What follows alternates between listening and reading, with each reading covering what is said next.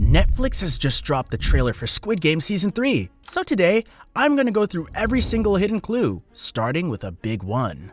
The trailer starts with the remaining players walking into the room of the 5th game. The only main character that we can see is player 100, Im Jong-dae, meaning that he, unfortunately for the haters, survived the maze game. He and a few other O voters enter the room, and it's just the same scene that we saw from the Season 2 credits. So I can't really think of much else to say right now. The dolls are singing as well, but that doesn't tell us much about the 5th game.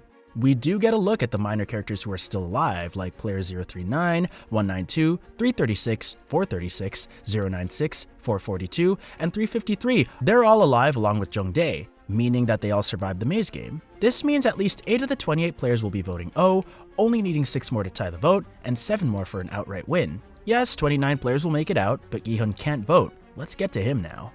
In the scene after the intro, we see him go up to the guards asking them, "Why didn't you kill me?" Obviously talking about the end of the rebellion when the frontman killed Jung-bae instead of Gi-hun, making him the example.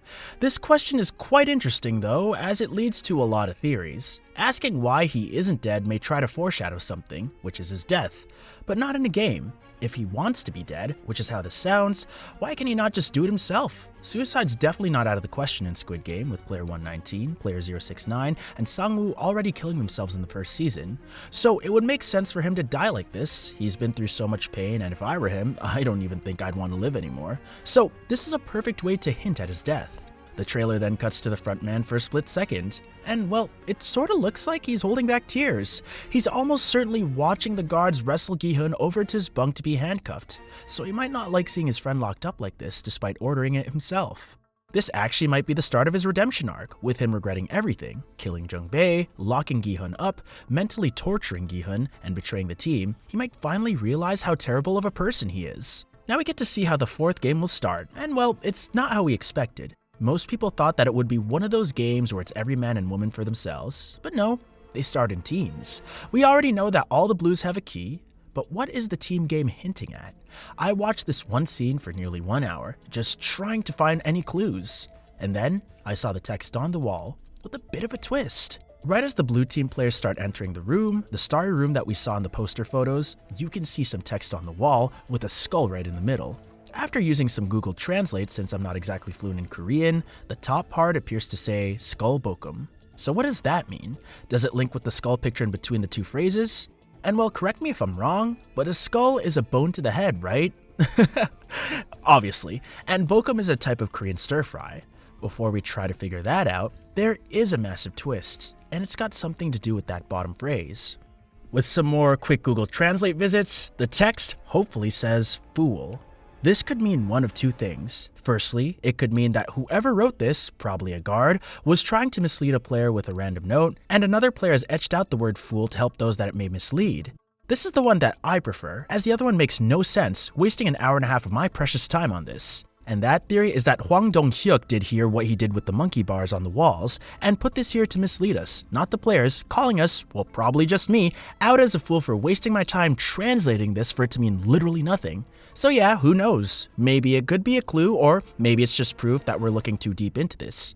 But either way, it's definitely a message that we need to analyze more. It then cuts to Myung-hee, who you might notice 2 things about. The first thing is that he's alone, meaning that the red players may be spread out, unlike the blue players' team. This could solidify the fact that it's a hunting game. Think about the Hunger Games real quick. People will hunt each other down in order to escape. But other than an initial brawl, basically lights out in Squid Game, everybody is spread out. It makes sense, as this is why not everyone goes for the same person, making it a lot more fair, like the Squid Games apparently are, for the defending side, and more entertaining from the audience, in this case the VIPs. The other thing to note is about his face. He seems more bruised than before, especially around his nose, so it's quite easy to assume that he's been fighting in the game. This is not a minor detail on his face, but a major one in his survival.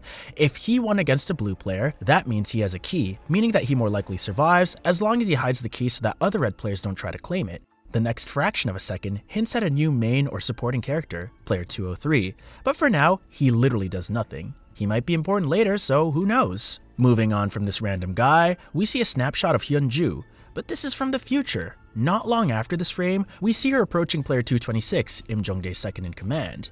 Notice how in the player list earlier, right at the start of this trailer, he was missing? Yeah, this is probably why. Moments later, we see them start a fight, with Hyunju throwing player 226 over his shoulders, slamming him right into the ground, but he's not done yet.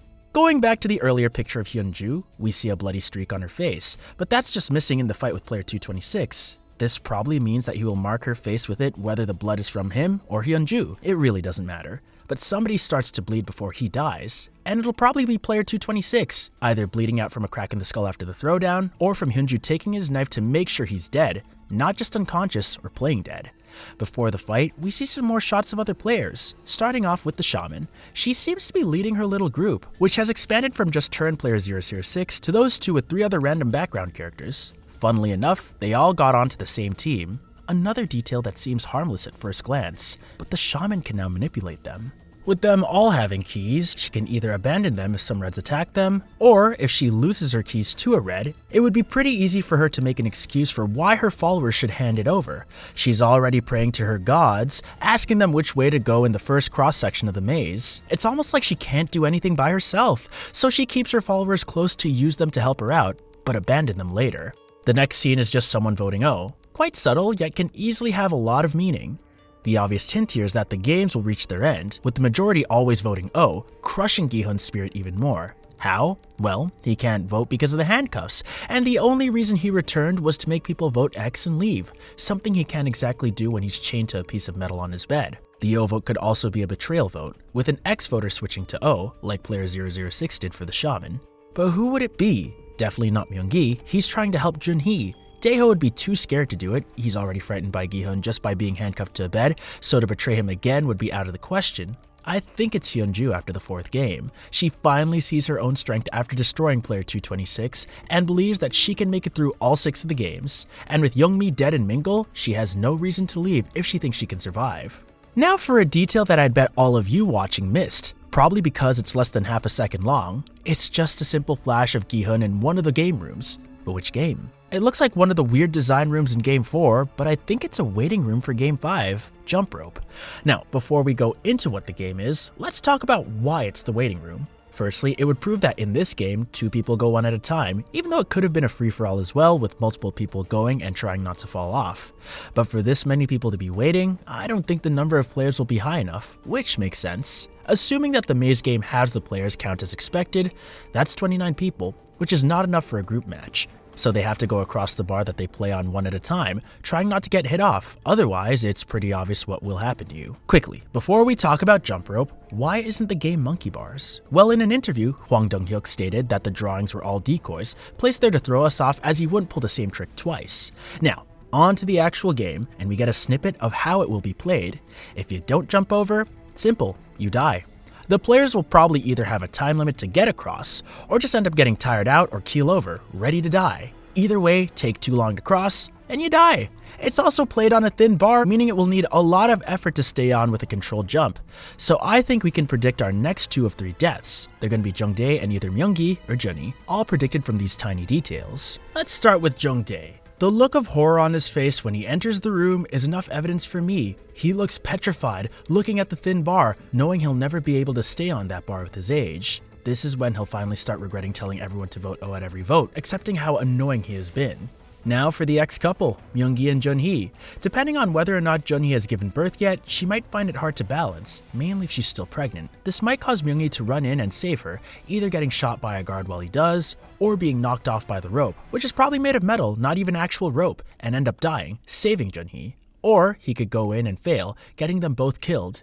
Either could happen, based off of how he shouts at her in the trailer to come on if she doesn't want to die, seemingly right before the 5th game. Now we get another shot from Game 4, with Gi-hun asking player 202, another background filler, what he's doing, and 202 replies with a simple, "I'm playing the game," hinting at a fight between the two. Gi-hun would have been shocked that another red player, 202, was attacking him. It looks like 202 hadn't found a key yet, but Gi-hun has one, and 202 is trying to kill him for the key, despite both being red players. The trailer then quickly cuts to scene back in the dorm room of Gunjob, begging for the guards to stop the games. One important thing to note is that Young-shik is nowhere to be seen. In Season 2, the pair were barely ever apart, but now they're apart in the dorm room, the one place that they could always be together, meaning that Young-shik probably got killed. With the duo being on different maze game teams, I'd guess that's where Young-shik dies. And that's not all though, as when you look carefully at the top of the screen, you can see the voting board. It shows 3 X votes and 9 O votes, 12 players. We said that 29 would survive the maze, so this is endgame territory. If this is Game 6 and it's still Squid Game, it will be an absolutely stacked game with at least 3 rounds needed to crown a victor. Towards the end of the trailer, we finally see Junho and Noel. And I'm no architect, but it looks like they're in similar rooms. They could find each other and team up and take down In-ho, right? Well, they might not have to, depending on what Gi-hun does when he comes face to face with the frontman. Be honest, this reunion of sorts is probably the reason you clicked this video. Gi-hun is given a suit similar to the one that he wore in Season 1, Episode 9 for the final game. A pink guard then escorts him to the frontman's room. We see In-ho taking off his frontman mask, and he's missing one tiny detail, his gelled hair. He's in Young-il form, possibly trying to be friendly with Gi-hun. And maybe, just maybe, he's found a bit of humanity inside himself, ready to forgive and forget. The video then closes with In-ho asking if Gi-hun still has faith in people. If his answer is no, then the show has taken a very dark turn, and Gi-hun could become the frontman. And that's all, folks. That's all the hidden details I could find in the trailer. If you enjoyed this video and are excited for Season 3, then watch the full recap video for Seasons 1 and 2 that you can see right on screen.